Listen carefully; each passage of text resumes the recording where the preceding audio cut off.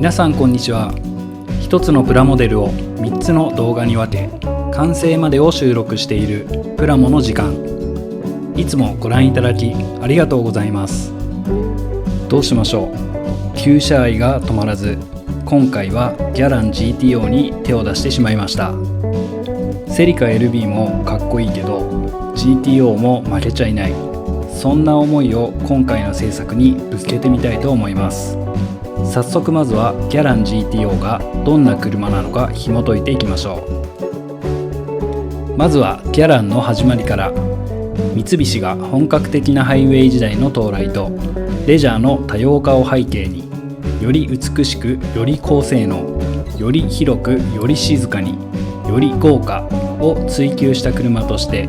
1969年12月に発売したのがポルトギャランです。そこから1973年1月、新開発のアストロン80エンジンを搭載し、内外装を一新したギャラン GTO2000 が発売され、グレードは SL、GS、GSR となり、さらに最上級車種の GSR はフロントにエアダムスカートを装着し、前後のフェンダーにビス止めされた FRP 製のオーバーフェンダーと扁平率 70% のスチールラジアルタイヤが標準装備されていました。跳ね上がったダックテールは日本初。このキットのモデルである1976年に発売された 2000GSR 後期型は、自動車保安基準改正により前後のバンパー側面にサイドプロテクターが標準装備され、キャッチコピーはヒップアップクーペギャラン GTO として人気を博した車です。早速製作開始ということで、まずは仮組みから。最近仮組みの時にもセメダインハイグレード模型用接着剤を使用しているのですが、本当にこの接着剤は有能すぎます。しっかりパーツとパーツを接着してくれるにもかかわらず、剥がすのも簡単。仮組みには必須アイテムと実感しています。この接着剤は固まるとゴムのような素材になるので、ペリッと剥がすだけで接着を落とすことができます。そんな重宝する接着剤とともに仮組みですが、長谷川の最近のキットということもあり、文句のつけようがないバチピタ感で、足回りはもちろんのこと、ウィンドウに前後ライトパネルなど吸い付くようにはめ込むことができます。ボディにはパーティングラインが存在するものの、そこまで深いラインではないので、紙やすりでささっと落とせそうな感じ。フェンダー部分は内側が多少厚い気がするので、バランスを見つつ紙やすりで削り込み薄くしてみたいと思います。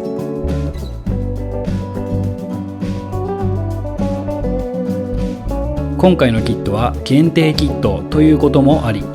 敬意を払いノーマルで仕上げる予定です。ノスタルジックで極上な GTO を目指し進行してまいります。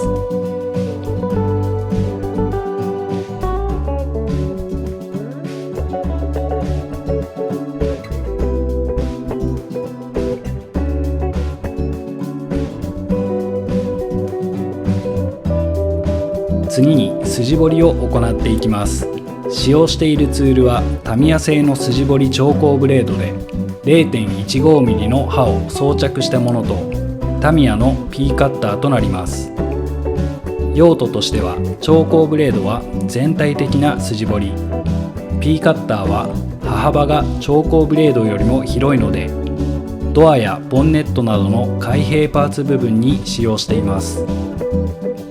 リアルな完成度を追求するにあたり、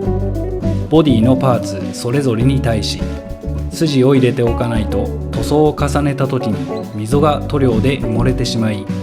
リアルなシャープさが欠けてしまうので、そうならないためにもしっかり丁寧に彫っていきます。といってもあまり深くしすぎると不自然なシルエットになってしまったり、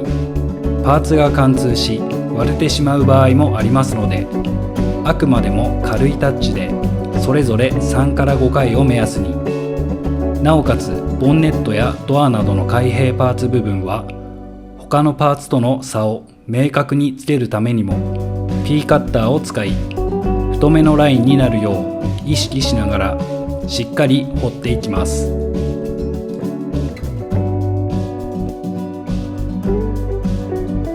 続いてこの赤線部分のパーティングラインを消す作業、その他にバリなどを取り除いていく作業となります。メーカーの製造過程で金型同士を合わせてパーツを成形しているため、どうしても付着してしまうのがパーティングラインやバリですが、これを消すのと消さないのでは